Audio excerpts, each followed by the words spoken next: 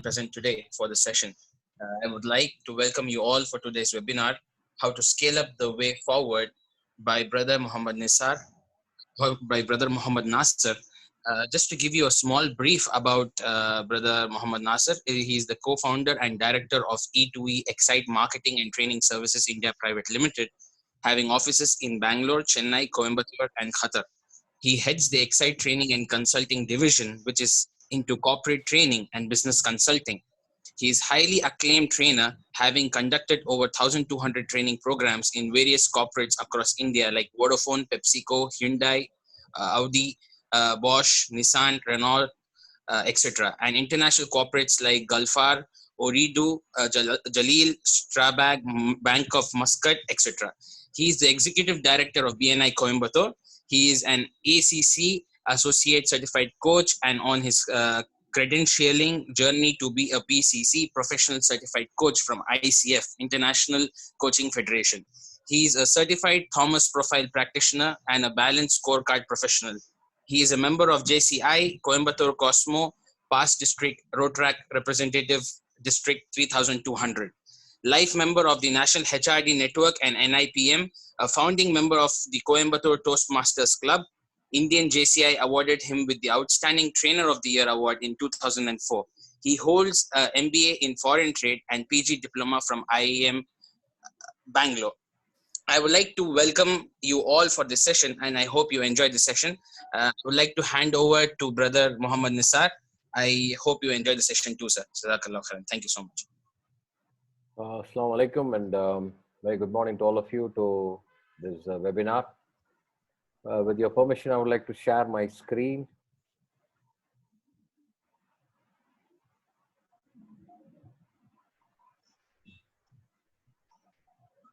All right, it's definitely a privilege to be part of this webinar and to interact with all of you this morning. I'm sure all of us are in a tough mind in terms of our businesses today. It's actually a wrong time to talk about scaling. I'm sure all of you are really concerned about even having some kind of a business to happen, some kind of survival. At this point of time, why do we need to talk about scaling up is what is the question that I had in my mind. But Brother Khalid, who was interacting with me, said that this subject is okay. And I'm sure that you've been part of this webinar for the last 4 or 5 days. And I've also had an opportunity to watch the recordings of Brother Riaz as well as our Miran Saab as well. So it's quite interesting, and I'm sure all of you are filled with a lot of knowledge. The subject that I'm going to talk about today is about how do you take your business to the next level. But before you're doing that, what kind of preparation that you need to have is what I'm going to spend some time on. So today's presentation will have 4 parts. The first part is about my understanding in business, working with a lot of companies, and also studying in various organizations, especially the small, medium companies, as well as the large format companies, Fortune 100 companies. What are the best practices that they do?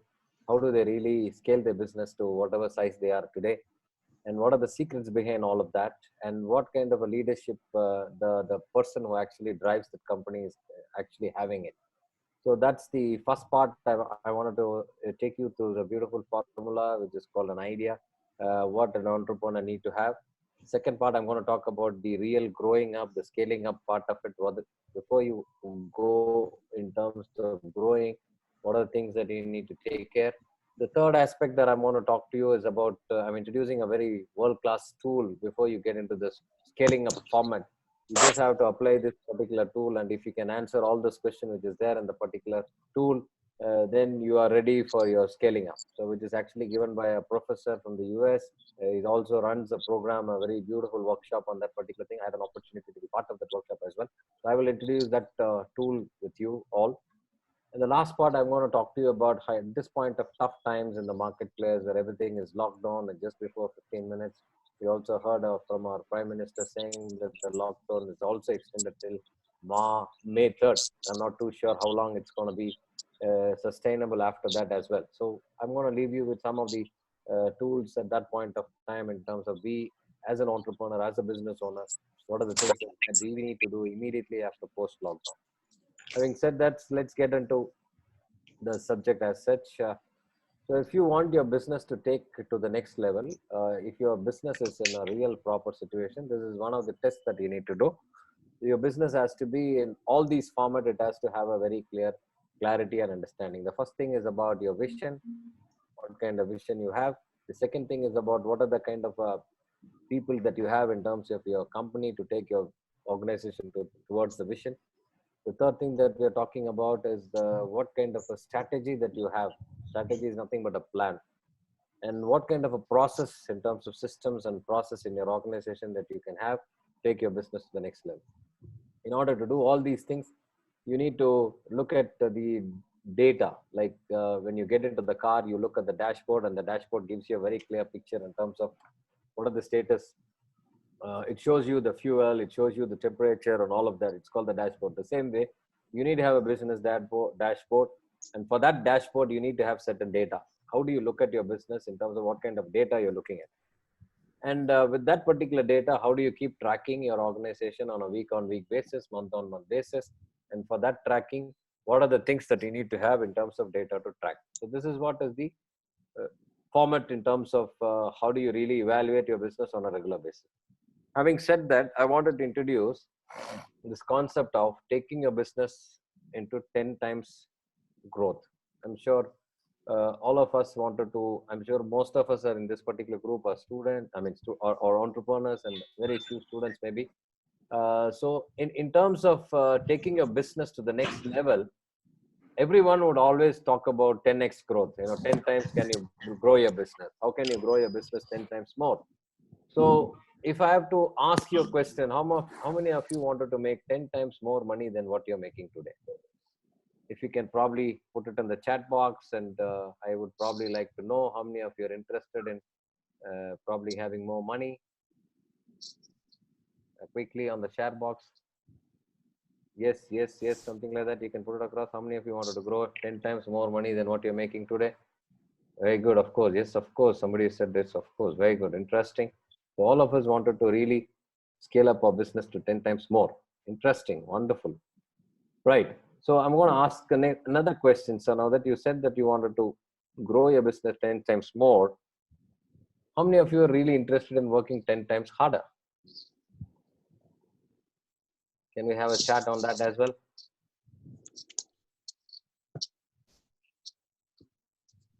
Okay. Very good. No pain, no gain. Very interesting. Super. I think this group is really interested in telling about growing 10 times more. But if you really look at the business owner scenario, I come from Coimbatore. Coimbatore is my native place, and I kind of started my career selling Space, the magazine in Bombay, for a textile trade magazine. So I always worked with a lot of textile sectors in the initial stages in the year 1995, 96. And prior to that, I also, during my college days itself, I had some small businesses. So if you really look at the textile sector in Tirupur, I'll give you one example. There are a lot of companies in Tirupur, and Tirupur is one market where the knitted garment export is runs into close to about 7,000, 8,000 crores. And I guess in the next 3-4 years, they are looking at close to about 20,000 crores in the next 5 years. So in this particular market, if you go, you see different type of entrepreneurs. There's one entrepreneur, that particular person gets into the office, factory, he opens the office, opens the factory, and he will be the last person to get out of the factory. That's one particular entrepreneur. Whereas the other entrepreneur, if you see, he goes in the morning only for a few hours, and then that's about it. He just have people in his place, he puts his systems in place. In the evening, he goes to the golf club and play golf. But if you look at the first entrepreneur, the business is actually, is it growing? Maybe little person here and there, but always he's struggling. From morning till evening, he's the only person who's running behind the thing, even though he's got a lot of people in the company, but he is the one, everything revolves around him. Whereas the second time of company that I'm talking about, that company, the growth year on year is actually very high. Last year they done about 100 crores. Today they are doing 200 crores. Maybe next year they'll do 300 crores. But the company is so systematic. So if you really look at it, most of the successful entrepreneur, if you speak to them, they'll always say your hard work, your struggling, everything has to be in the initial stages. The first 10-15 years, you need to really put in your heart and soul, and then that's, you build a system, and then you don't need to work hard. So if you wanted to grow your business 10 times more, you need not necessarily work harder. That's what I'm actually trying to say. So the point I would like to probably talk about one of my greatest inspiration. I like this gentleman called Jack Welch, and Jack Welch is the former CEO for GE. Is one of the best companies in the world until recently. So he says a good business leader create a vision, articulate the vision, and passionately own the vision and relatively drive it to completion. So the role of the leader is the most important thing than anything else. So a lot of people during my training program, they always ask me, sir, which business is good business? I always say there's no business like good business or bad business. Is there any good business? No. Is there any bad business? No. I'm not talking about the legal business, illegal business. I'm talking about a business per se. So the question here is, every business is a good business. It's only the person who drives it makes it best or not. So that means there are people who made money in restaurant. There are people who lost heavily in restaurant as well. So the question of the person who drives that business makes a lot of difference than the business per se. So if you really look at how it all starts, I'm going to get into the first part of my. I told you that I'm going to talk about 4 parts. I'm going to talk about the first part here. The first part revolves around the vision building aspect.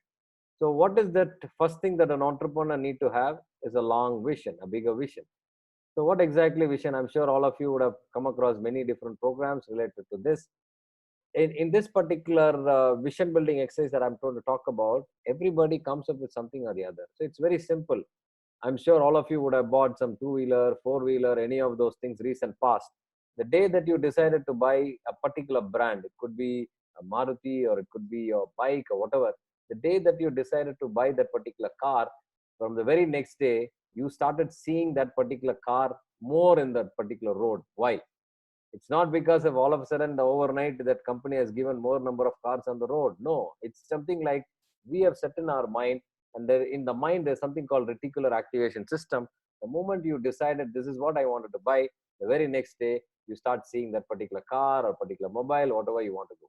So everything revolves around it. I'm sure you have to look at your business. If you want to scale up your business, you need to look at a bigger vision.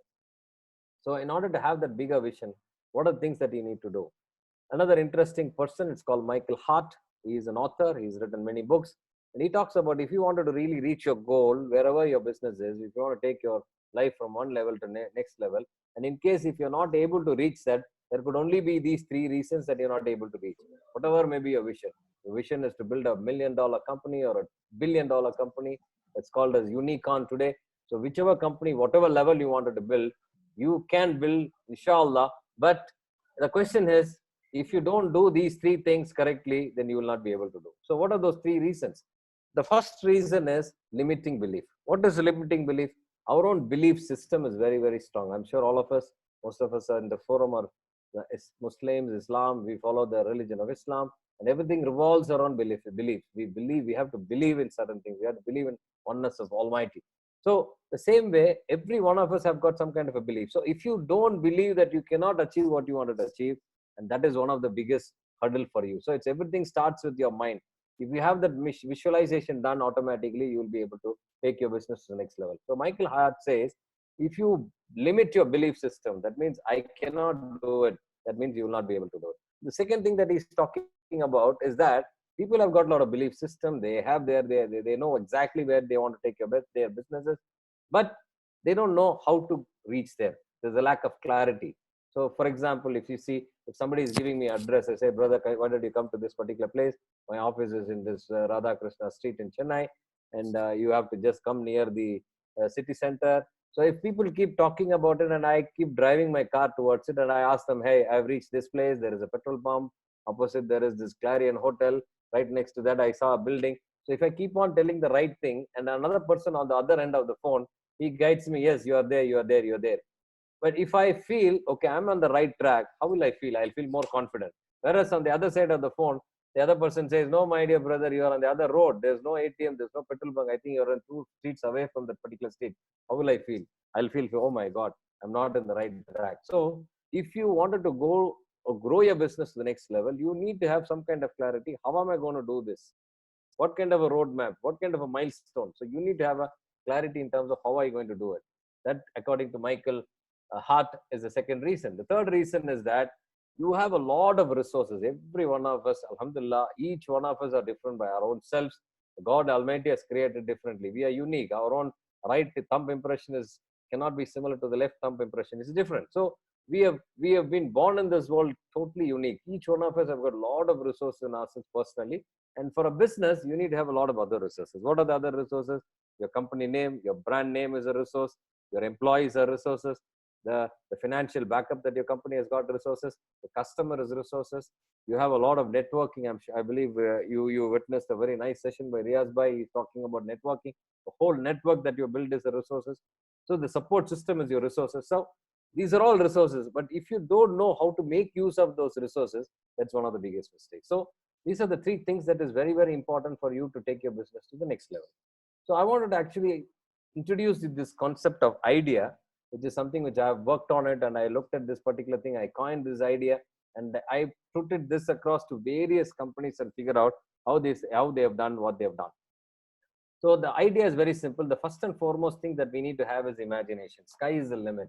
Every single business owners, if you look at it, they've all not started from very big thing. I'm talking about entrepreneur. Entrepreneurs are a different breed altogether, because an entrepreneur comes without much of resources. If you look at any of the success story, they've all started from scratch. I was listening to Ahmad Miran Saab's video recording yesterday night, and he was also, I'm so inspired by the story that he's talking about, how he started from a telecom, working as an employee in a telecom. How did he move out, and what kind of resources that he had at that point of time.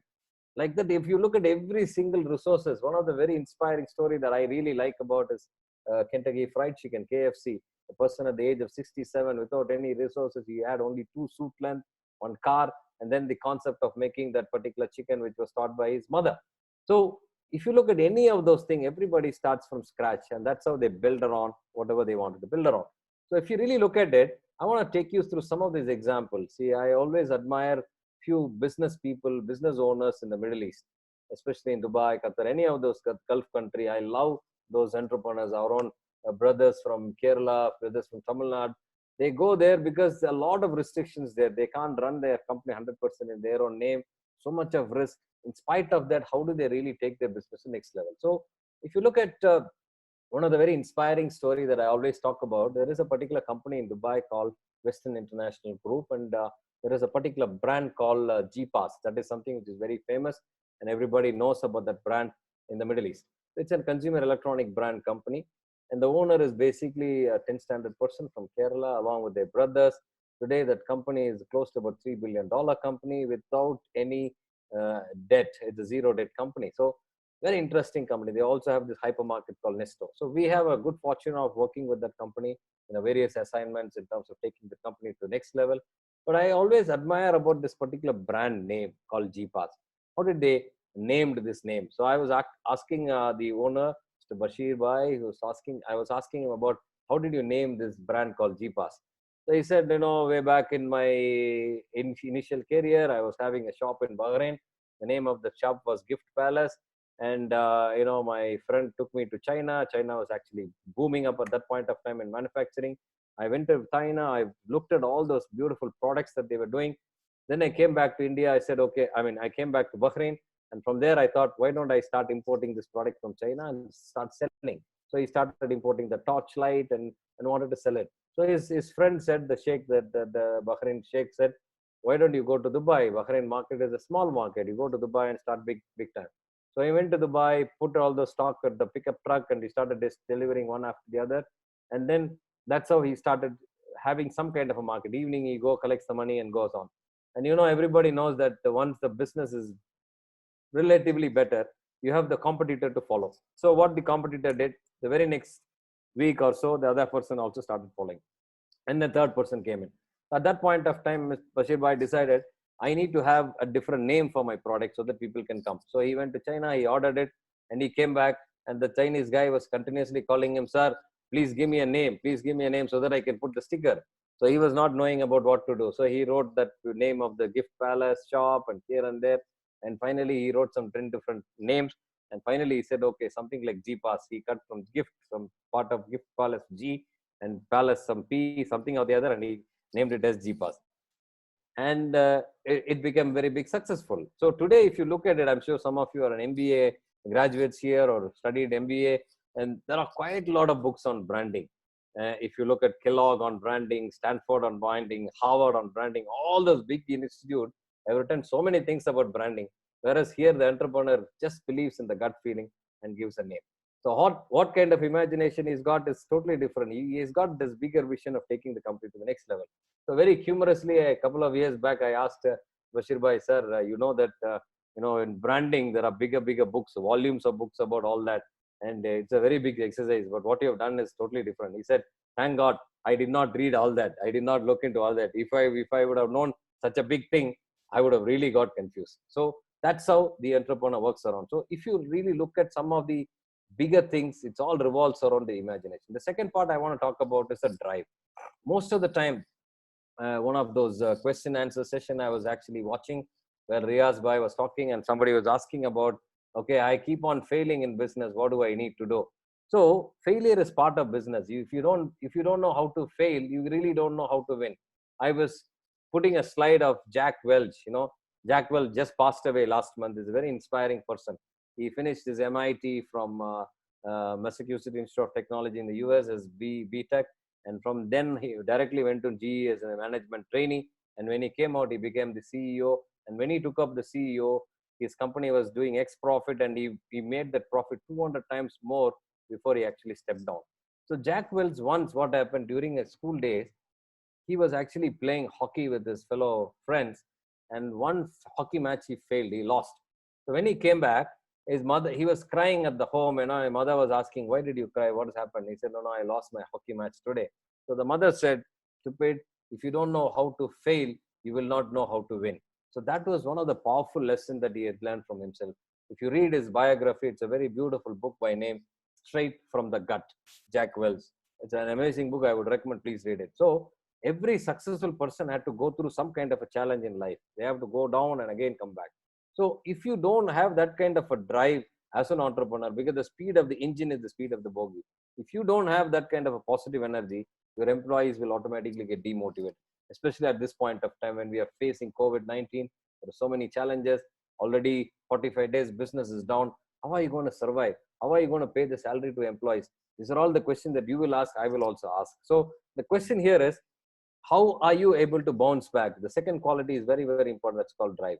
The third thing is about execution. So everybody comes with a lot of plan, lot of idea, but if you don't know how to get into execution part of it, that's where the challenge happens. So again, execution is nothing but building capability in your organization, building capability in your team, so that they can drive and then they can take your company to the finish line.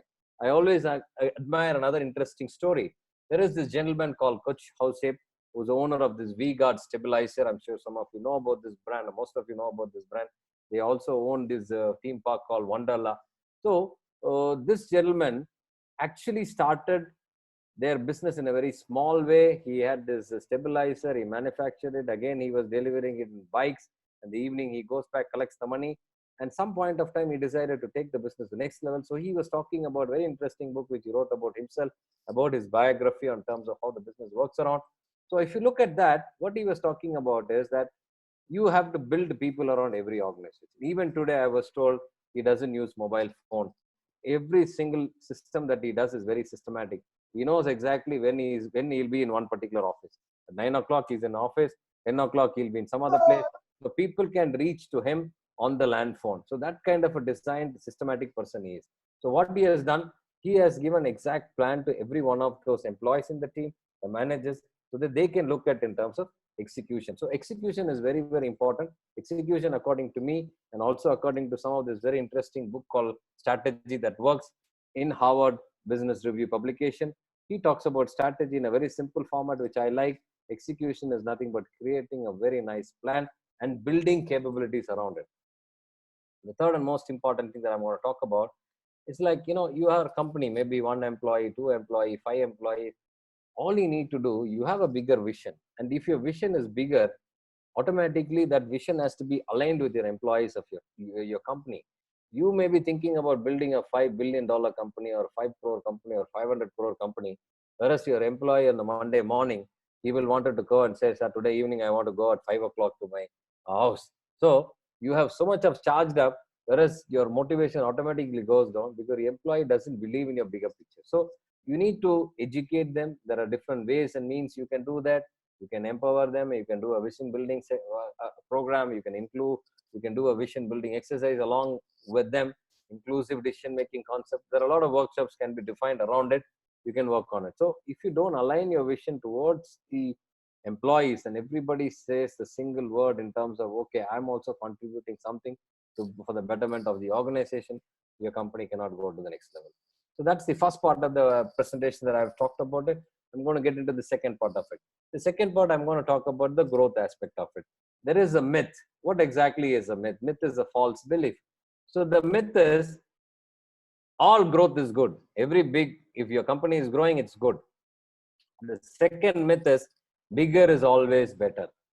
The third myth is business must grow or it is die. So if your business is not growing, it's die. These are the words that I'm sure some of you would have definitely heard about it. But what I'm talking about is myth.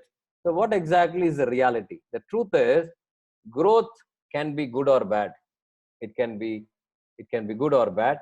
Too much growth before preparation can overwhelm people, process, and control. Meaning, if you're not planning for the real growth, you will get into serious trouble with the help in terms of people, in terms of process, in terms of control. How is it going to be? Let's look at it. The truth is, growth can be putting a lot of stress on you. For example, if you have one particular restaurant, a small restaurant, every day it is flooded with so many customers, you are taking care of the business very nicely. But if you wanted to grow, so somebody will say, why don't you start this branch in another place? Without having a proper preparation, you are actually getting another branch somewhere else. Now, the moment you get into another branch, you are only one person here running around the business. You are there everywhere. Now, because you have another business somewhere else, you also have to run there, run here. So what will happen? Your entire focus is scattered between two different restaurants. So because of that lack of time, lack of effort, lack of involvement, you will have so much of challenge in terms of quality controls. Obviously, you're running this business. Every business needs some kind of a working capital. And if you try to play around with it, automatically the working capital required for this particular restaurant will actually take a back seat and you will get into some serious trouble. So it will put you a lot of stress on the quality, on the financial front. Automatically, since you're not there, everybody, you being there personally in the restaurant makes a lot of difference. Everybody comes to you, say Assalamu alaikum to you, say good morning to you, good evening to you. And people are there because they know that you are there. And you're looking at every single thing. If that particular table is not attended to, you are immediately calling somebody to go and take a look at that particular table, order for it. If there is nobody around, you will walk near to the customer and ask him, sir, what exactly you want? So if you don't have your presence in that particular time, all the time, you're running between here and there, your customer's value proposition will go. That means your customer will not get what he was getting all these days, and that will probably hit up a huge hit into your company.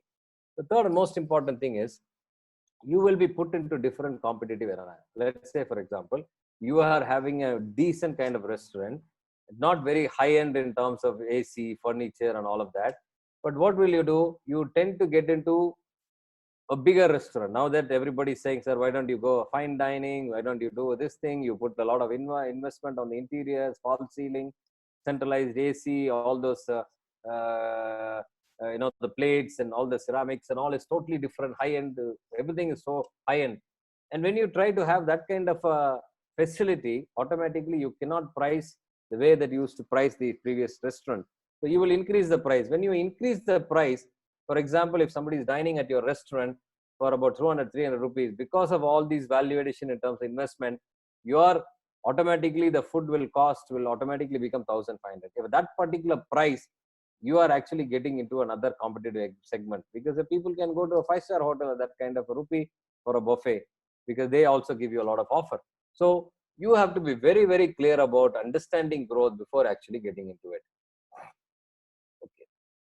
So the whole concept I want to talk about is growth is not necessarily equal to profit. Growth requires excess management capacity.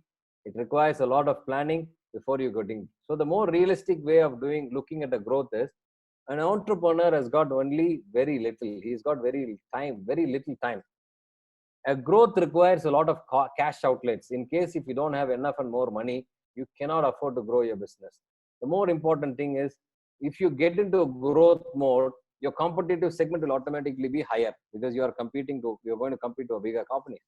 And if you're not properly managing a growth, and you will get into disaster and you will die. So how can you really look at scaling up? See, generally people talk about a good product with a successful business. Not all good products are successful, and all not like if you look at all the successful business, the product may not necessarily be that very good, but they look at different things. So if you're looking at good product and the business, there are two different things. A person who's extremely good in manufacturing good products may not necessarily be successful in taking the business to the next level, because each one of us have a different dimension. So we need to understand, in order to scale your business up, what are the things that you need to do. Generally the saying is a business has to be built around a product. So let's say, for example, a coffee. Setting up a coffee chain shop is more than just making a great coffee. You need to make a good coffee, no doubt about it. But if you wanted to take the business in a bigger scale, larger scale, what do you need to do? You need to do these following things. Number one, you need to have a right place. Your restaurant has to be in the right place. The coffee shop has to be in the right place. You need to have an excellent facility management. You need to have a lot of branding around the coffee shop. You need to do a lot of marketing. You need to have your aggressive sales system in place. You need to take care of your legal, financial, audit, and all those kind of system. And you need to have an excellent vendor to take your business to the next level. And in order to other segments, that once the business is established, what are the things that you need to have? You need to have MIS, the softwares in place. You need to have food handling. How do you handle all those food?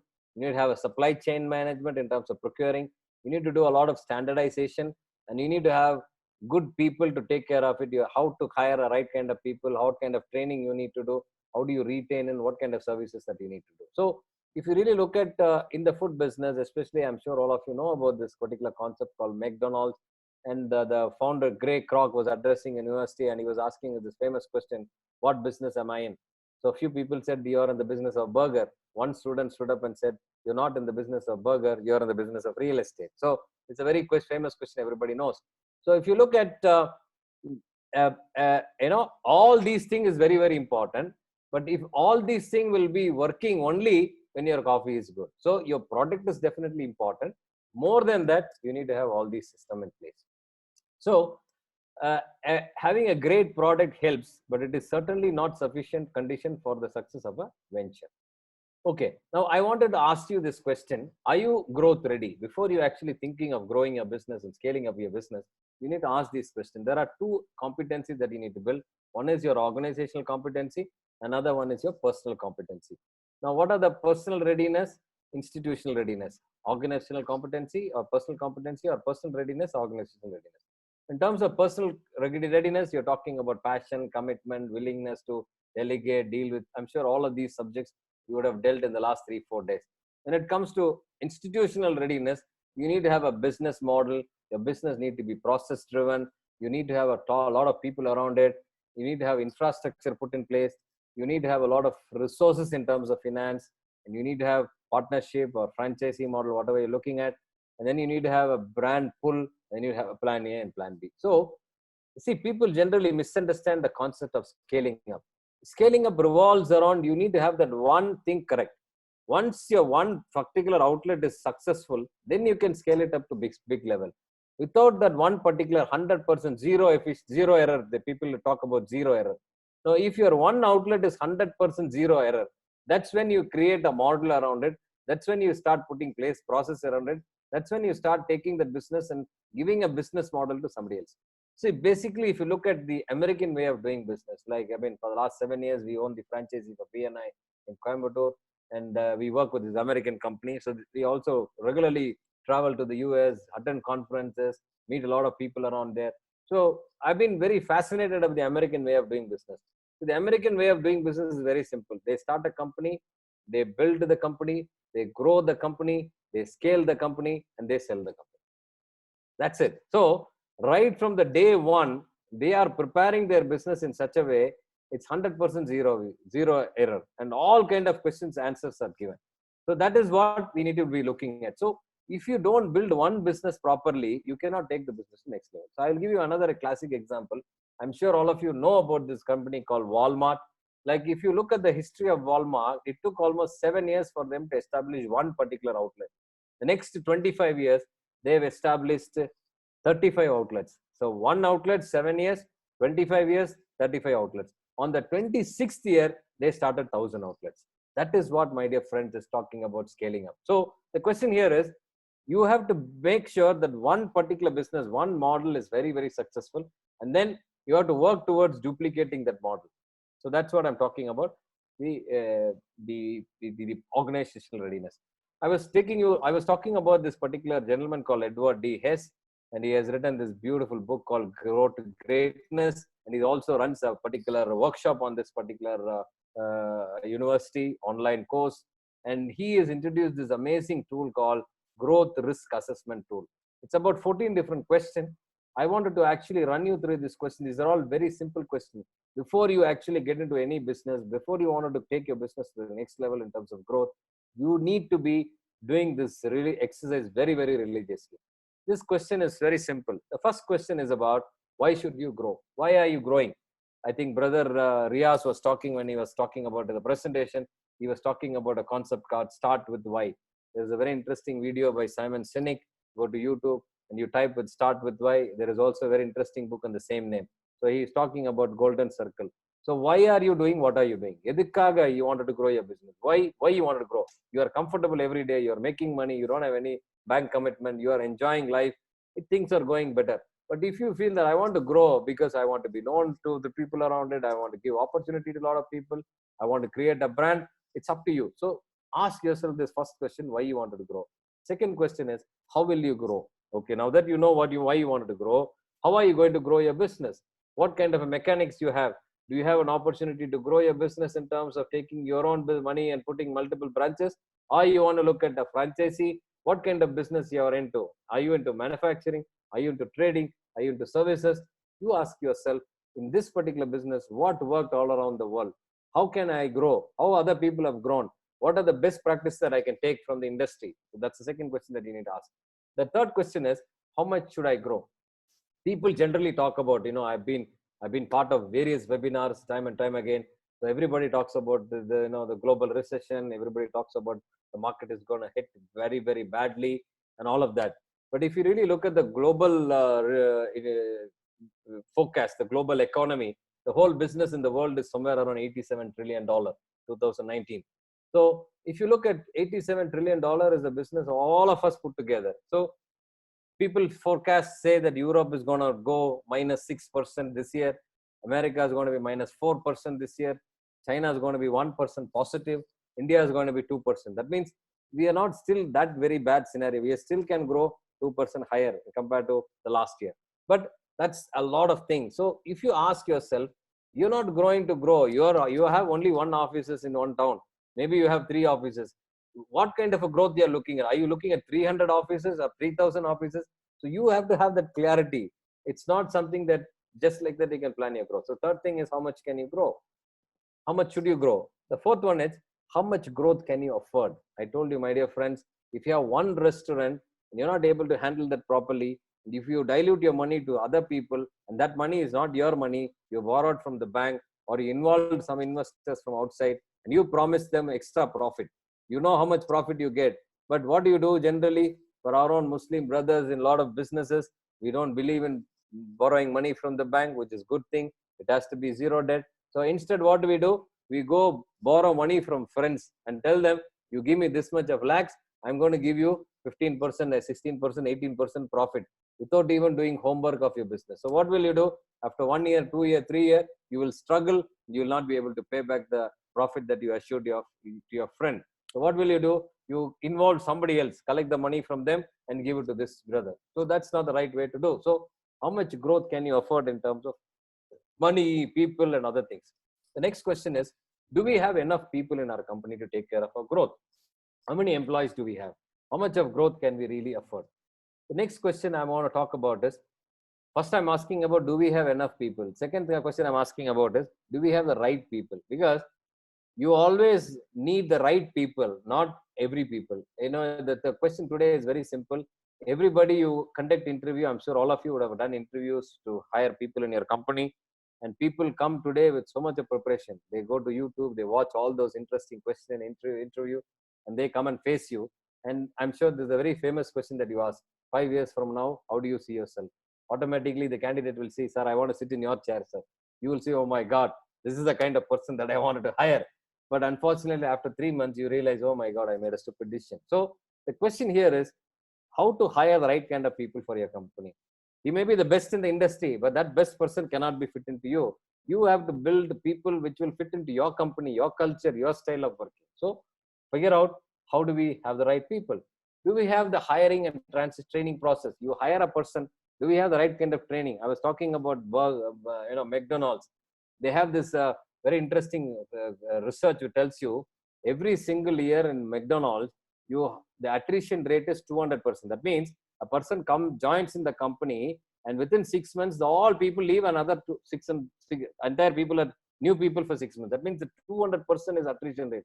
How is it? Because most of the McDonald's outlet, if you go, they're all part-timers. They go to the college in the morning, come back and work in the evening. After the work gets over, you leave. So what is the best thing in McDonald's? They have something called University of Burgerology. What is University of Burgerology? That is their training and development center. Anybody goes into the company, they get to train for about 30 days before they put into any store. You and I wouldn't have any difference at all. You go to McDonald's for the first time, go to the McDonald's for the second time, the person who's sitting there is totally different, but they're going to ask you the same question.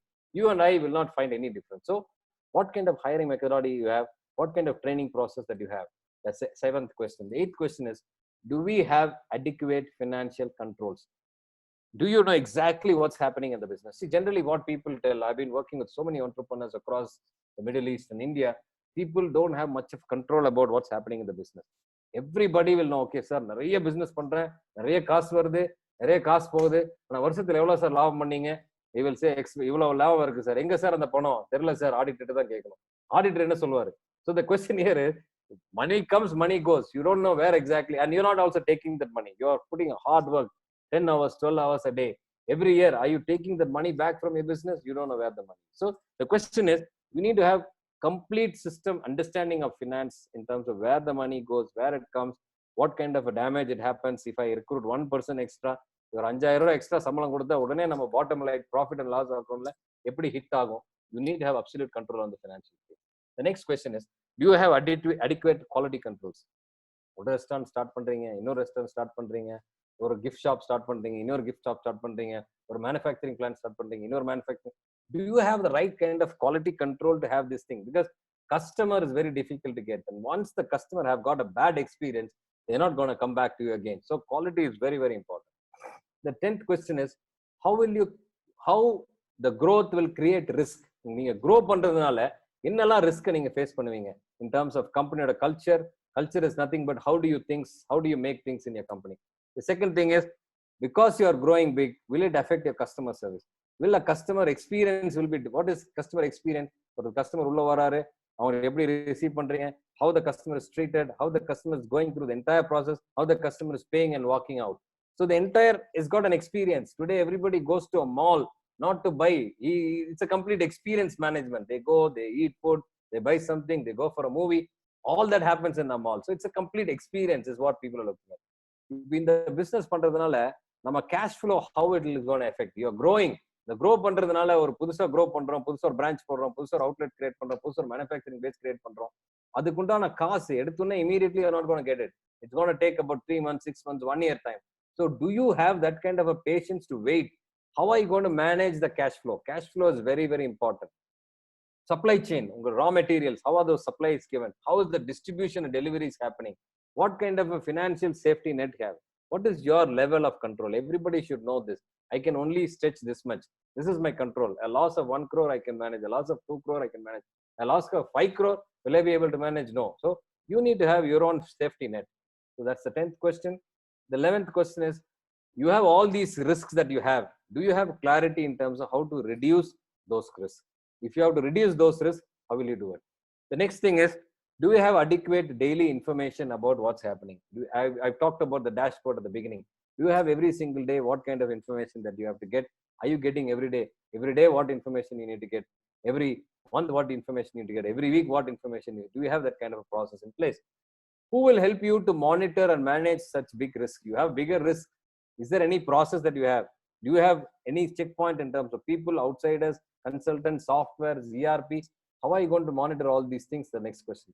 The last question is, how do we need to pace the growth? You wanted to grow your company. Today you have one outlet. I wanted to grow 300 outlets, but I'm going to do only in a phased manner. So this time I cannot grow. Say, for example, you are driving. You want to go from one place to another place. You have to reach 100 kilometers. You can time it in 1 hour. You have to reach. You have to drive at 100 kilometers fast, which is not safe, which is very risky. So you have to plan it in such a way. If I have to go from one place to another place, how can I pace? What kind of a speed that I can to do?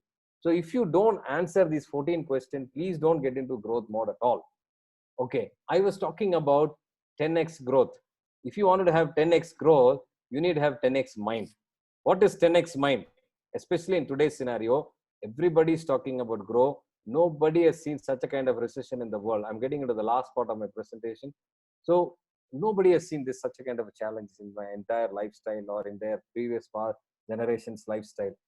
There are different recessions happened. Yesterday, I was actually talking about this in another webinar. So I did a research to figure out how many recessions happened, what and all happened.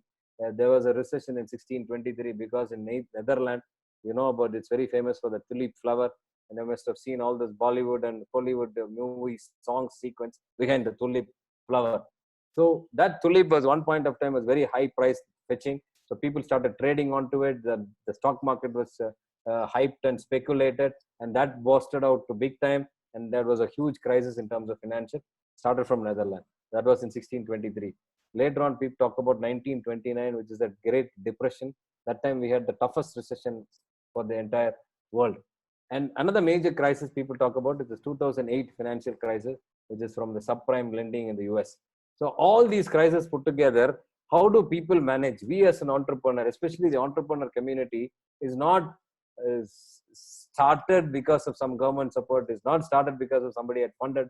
The entrepreneur community is different, especially the MSME sector. In today, there are about 6,000, I think 6.5 crore MSME in India. 6.5 crore MSME in India. Out of the 6.5 crore MSME in India, the research is telling the next 3 months is going to be very crucial, and close to about 20 to 25% people will leave the business because they'll bankrupt. They don't have money to fall because the liquidity is one of the major concerns. At this point of time, you as an entrepreneur, what kind of a mindset that you need to have is you need to be very aggressive. Don't get into the negativity. Don't watch the TV. Don't watch WhatsApp. These are all negativity. Every day you're getting only negativity. What is the point getting into this negativity? Absolutely no way you can do it. If you're internally not happy, you cannot take your business to the next level. You can't spread the happiness outside. So you need to build the 10x mind. You need to do, if you want to do 10x mind, what you need to do? Again, I want to tell you about this very interesting book called The Productivity Project. Chris Bailey is an author. He went to a resort for 1 year in a forest, and he was thinking, how can I improve my productivity? So he's telling, earlier days, people used to talk about time management. But what he is saying is you need to manage your time, you need to manage your energy, and you also need to manage your attention span. The problem for all of us right now is distraction. So if you control these three things, you will be able to grow to come to the next level. When I'm talking about distraction, this is another interesting book called Irresistible. Here, Adam Adler talks about all of us, you, me, anybody in the world today, we have number one problem is distraction. You know, this Facebook, Twitter, WhatsApp, everything is distracting you. You can't even get into the flow. So you need to do at this point of time, remove all these distractions, start focusing some of the interesting things that you need to do. There are three types of entrepreneurs in the world. 90% of them actually focus on the day-to-day problem. 9% of the people focus on the strategy. What is tactical? What is strategy? There is a fire in the office. You go in the morning, you sort all those problems, go back in the evenings thinking that you've solved the problem. Next day morning when you come, again, there is another fire somewhere else. So your business is actually into day-to-day challenges. You're not thinking about growing your business. In order to grow your business, you need to have a team around you. So in the world, if you look at it, 90% of the entrepreneurs are actually fighting day-to-day challenges. 9% of them actually look at strategy. There's only 1% in the world who's a rarest combination. What is that 1% of the people do? They come up with big idea. I started with imagination, drive, and execution and alignment. They come up with a big plan. What need to be done before they get into any action? They go through some systematic plan. Why their company existing and ask those questions.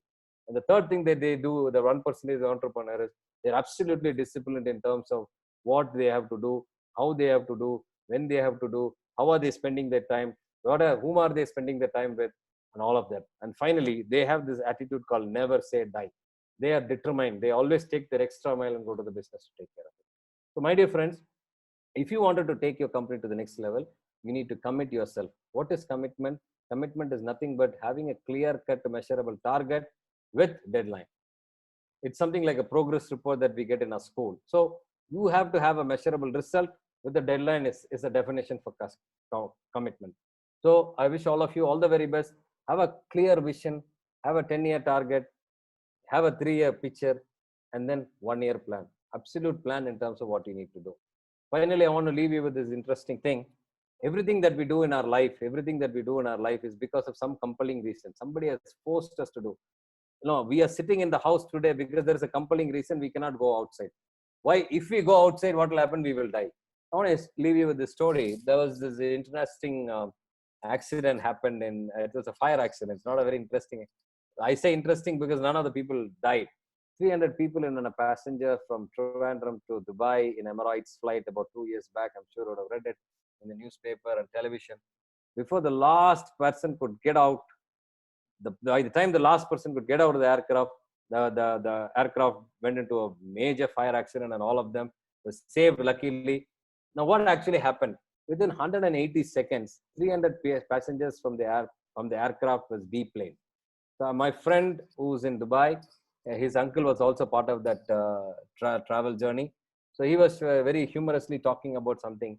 Close to about 100 and 300 passengers in that aircraft, close to about 250 of them were Indians. Luckily, Indians, before they even put the seatbelt sign, automatically they'll get up and be ready. Because of their ready, they were able to save that extra 2 minutes, and that's how all of them could come out of it. Jokes apart, my dear friends, 180 seconds, 300 passengers came out of the aircraft because of the simple reason they are concerned about their own respective life. So if you have a compelling reason to take your business to the next level, and if you are determined to it, I'm sure with the guidance of Almighty, you'll be able to take the business to the next level. So thank you very much for this wonderful opportunity, Khalid Bhai and Jubren, for giving me this opportunity. It's always a pleasure to interact with our people and take them through what they have to do. These are all my humble opinion in terms of what can be done. And I'm sure, and I wish all of you all the very best. Inshallah, your business will definitely take to the next level. Over to the moderator.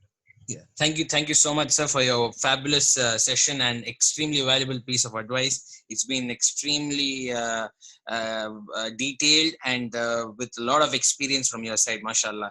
So I would start with the question and answer session. So all the people who have questions, you can post your questions in the question and answer segment. We have 15 minutes max to take questions. So for the next 15 minutes, whatever questions comes our way, we will take.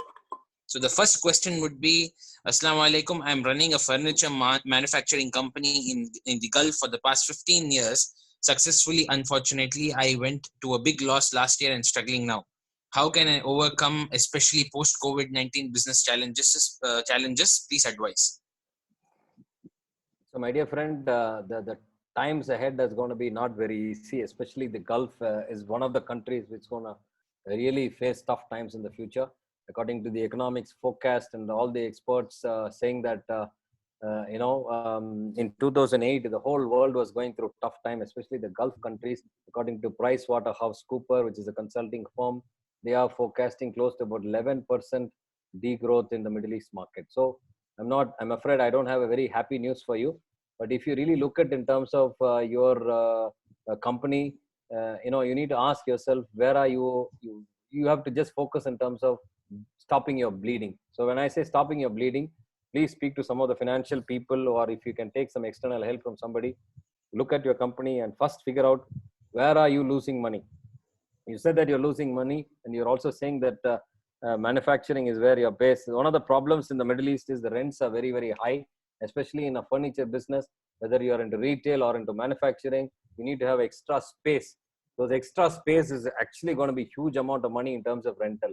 So the first suggestion for you would be, just start looking at how can you cut down on your fixed expenses. Okay, so that's where you stop you will be bleeding. So get an help from a real good financial expert or somebody who's done some good thing in in your particular business, or any expert in terms of financial consultant, and just figure out how can you cut down on the fixed expenses as soon as possible.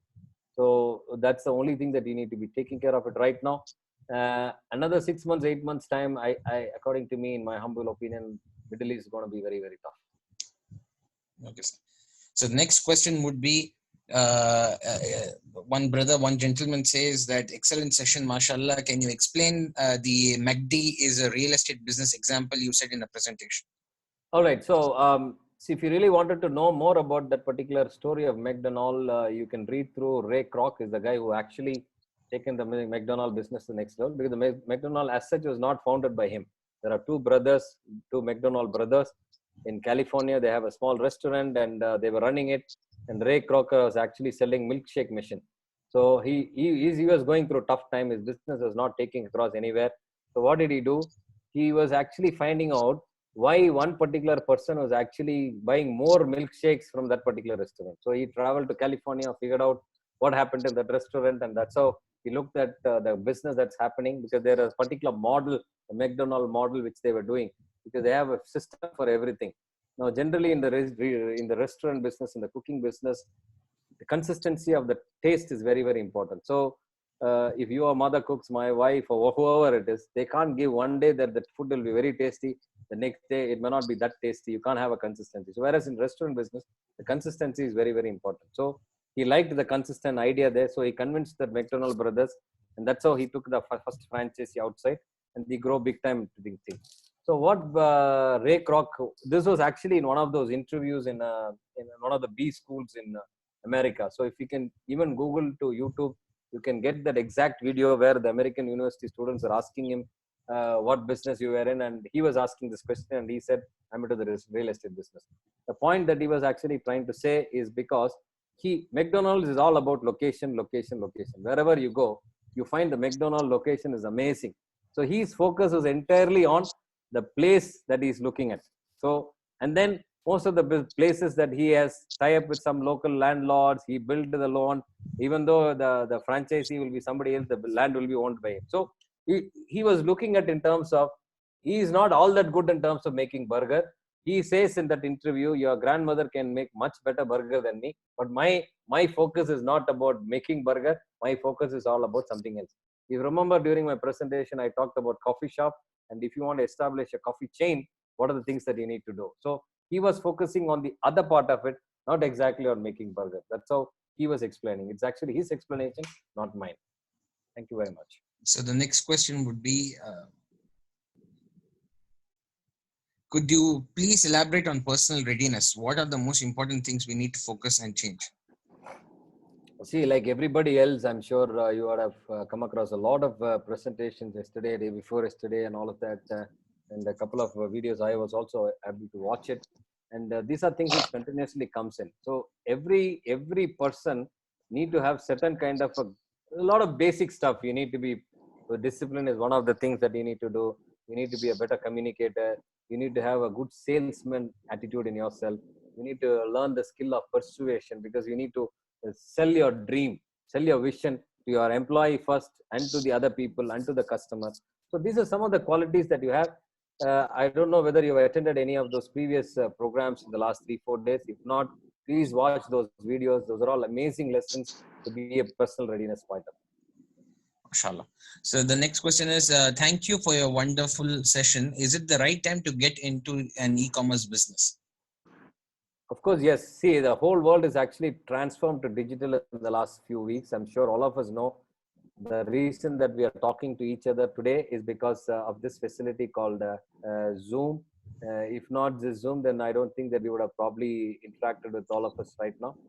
So if you really look at, there was a town hall meeting in NDTV wherein the former economic advisor Arvind Subramaniam and CEO of Cisco, all of them were there part of that town hall meeting. In that, the Cisco company's Indian CEO, he was talking about a very interesting fact. The last 3-4 weeks, the kind of transformation that happened online in terms of video conferencing, that alone he was talking about, was very high.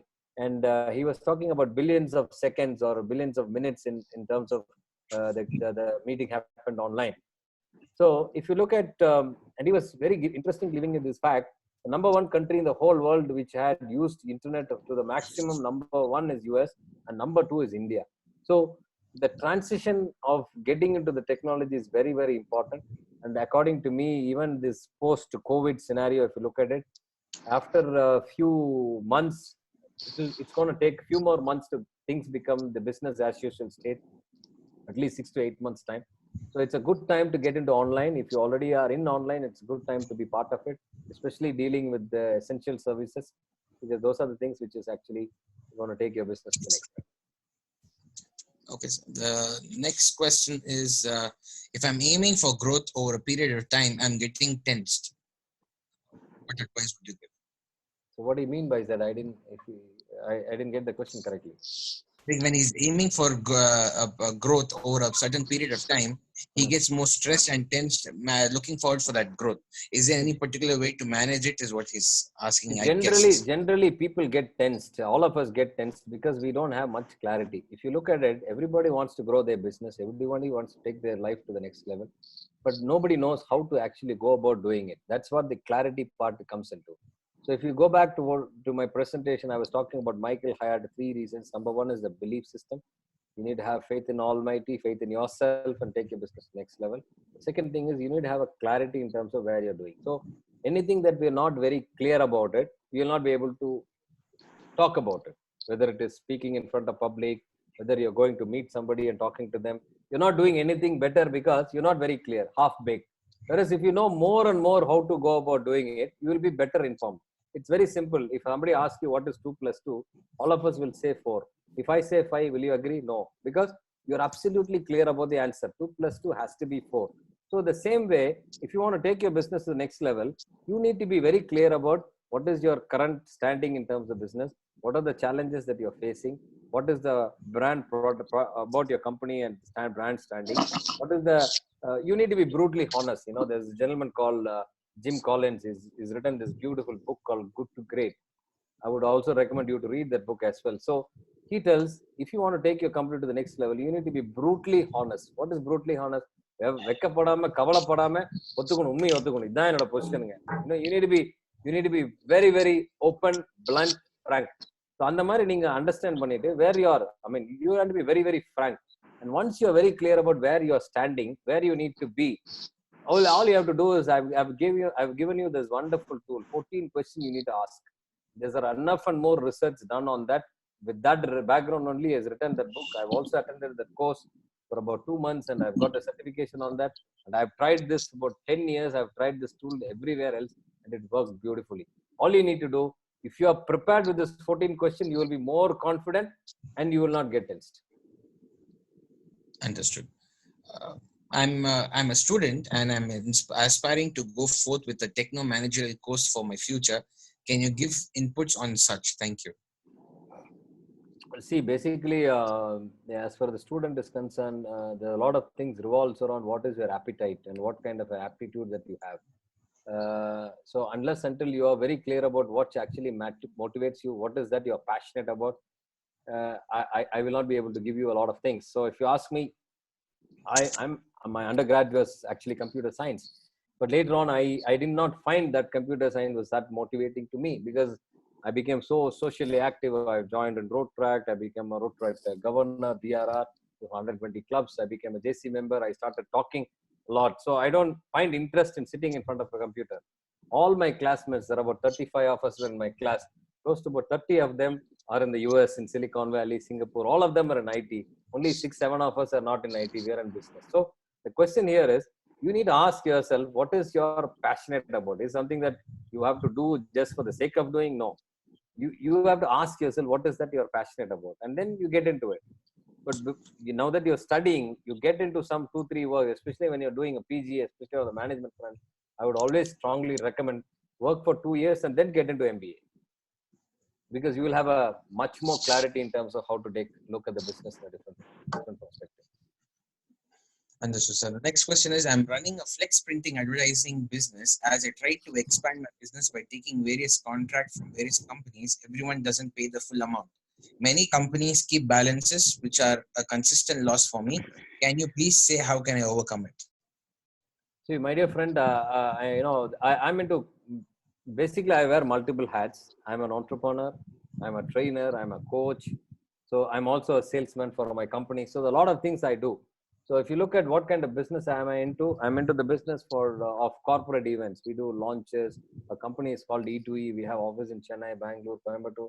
So we do a lot of events for bigger corporate companies, whether it is a launch event or the product presentations and things like that. We also have another division which takes care of the exhibition interior designing. So we design and we execute B2B fairs, booths across the country, and that's what is our major business. So if you ask me today, I'm the one who's actually very, very badly affected this business because the next 4 months, all my events and exhibition is cancelled. So I've been working with all these fixed printing unit guys for a very long time. One of the problems that you guys will face is the competition because 20 years back, flex printing was considered to be one of the very high kind of a business. Today, if you look at the flex printing unit, its square feet is very, very less. So when you work with anybody at this point of time, one of the things very, very important for all of us is that we have to be very, very careful about the cash that we are managing today. Because if you look at during the recession time and the last so many recessions that happened in the world, close to about 40 different times, three major recessions is what I was talking about. And all of that, there are four things that actually the company will look into it. So if you look at, there was a study done by McKinsey, 4,700 companies during the recession. How many of them have actually bounced back? How many of them have died after the 2018 recession? So they were talking about one thing: a company which is more leveraged, that is, the company has got more bank loans, more money to pay. Those are the companies into very, very dangerous situation. Second thing that they were talking about is at this tough times, you need to be more aggressive, you need to be more focused, and a lot of other things. I'm not getting into the subject, that subject is different. So what I want to tell you is you have to be very, very careful about choosing your clients, number one. Number two, just because somebody else is offering credit, you don't have to offer credit, because my dear friend, your business is very, very challenging.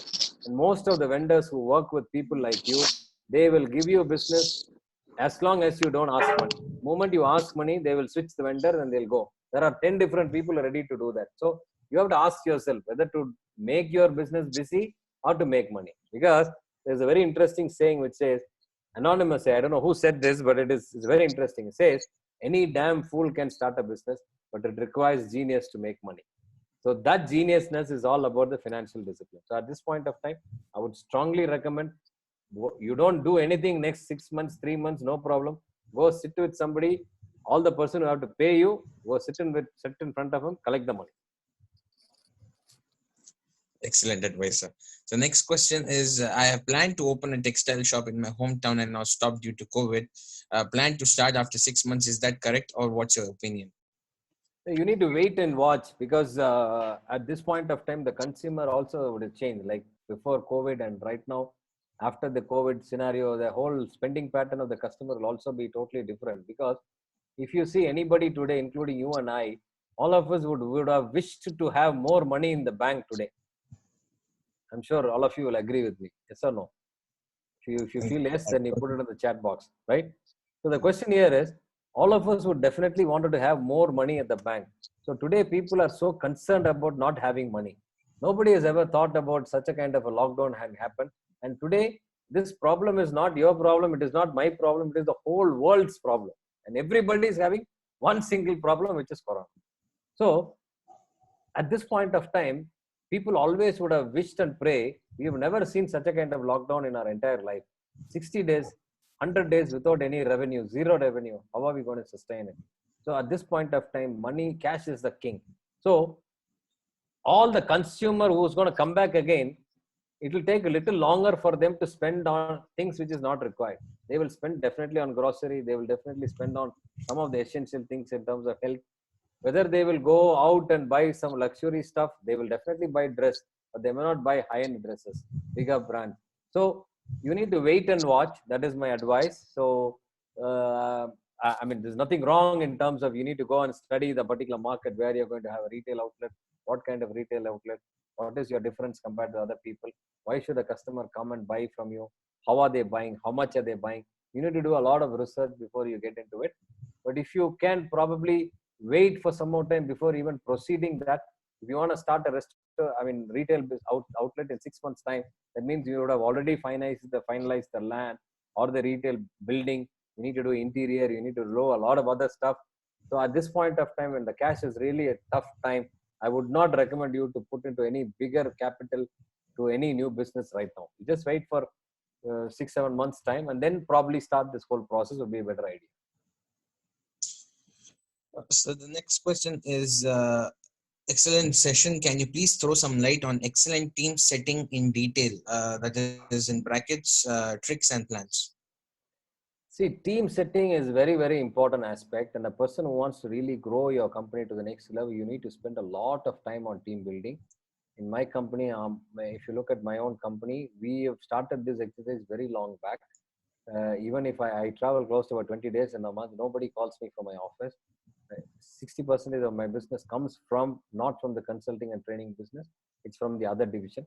But we have built a team over a period of time. So what we have done was that I've done a lot of mistakes personally. If you ask me, we have done any entrepreneur, successful entrepreneur would have done hundreds of mistakes before they actually get into the right kind of frame of mind. So if you ask me, especially on the people front, we've made enough and more mistakes. So if you look at way back in 2005, 2006, that's when we realized there are a lot of things that we're doing which is not correct. So we quickly did an analysis to figure at that point of time, we had close to about 80, 85 people come and go. They came to work, they left our company and all of that. And we did a small analysis to figure out how many people are leaving, why are they leaving, and how many people did we fire. So we understood that only about 2 people whom we fired, they say don't come to work from tomorrow onwards because of integrity issue. There's some cash mismanagement, some kickback, some commission, some fraudulent activity. So we fired 2 people. 70% of the other people that we actually left in our company because we found that those were all wrong recruitment. They are not fit to our job, but we hired them because somebody recommended, somebody told, we hired them. So any business that you want to get into it, every job is a combination of multiple tasks. So who will fit into the right kind of a task is something that you need to do. After that only, I personally went and figured out what kind of learning that I can have. So I went and specialized on the psychometric. How do people behave? What kind of people will set into what kind of a business? For example, a person who's very leading the sales team need to be very aggressive, quick in decision making, target oriented, and you need to move on. You cannot sit in the office. Whereas if I hire somebody who doesn't want to go meet people, who doesn't want to go out, who doesn't give result, and if he always likes sit in the office, can I put him in the sales? No. But how do you know who is fitting to what? So you need to do the psychometric. There are very interesting tools available in the marketplace. First thing that you need to do is who will fit into your job. Like you are running a company, you have multiple departments, sales, purchase, finance, customer service. So what kind of a person actually made really successful? If you look at department, best salesperson yaru. What way, why is he best? He's got about 4-5 quality. Those are the quality that you need to look in for. So recruitment advertisement paper they would have asked, we need 5 years experience, this qualification, good in this or 10 point. In whom you're recruiting, you need to be very clear about whom are you recruiting first. Once you recruit the right person, it is relatively easy to train them. Thank you, sir. So we are up. The time is up. It's already 12:18. So we'll wind up the question and answer session. We'll try to get the answers eventually from you later. I would like to thank you for your valuable session, your extremely valuable piece of advice, as well as your detailed analysis on how to grow or scale up the business. I would like to thank Brother Nassar once again for the session. I hope you enjoyed the session, sir, and I hope all the attendees also enjoyed the session. Thank you so much. Jazakallah, brother Khalid and Jibran and all of you. And I really thoroughly enjoyed it. And inshallah, I wish all of you all the very best. And thank you very much for this. Thank you so much, sir. I would like to request you to send the presentation as well to the team so that we can share it with the attendees. They have been. These are all bigger files. Let me see because my technical team is not there. Once the office gets restarted, you can send me a mail. I'll suppress this file and send it across.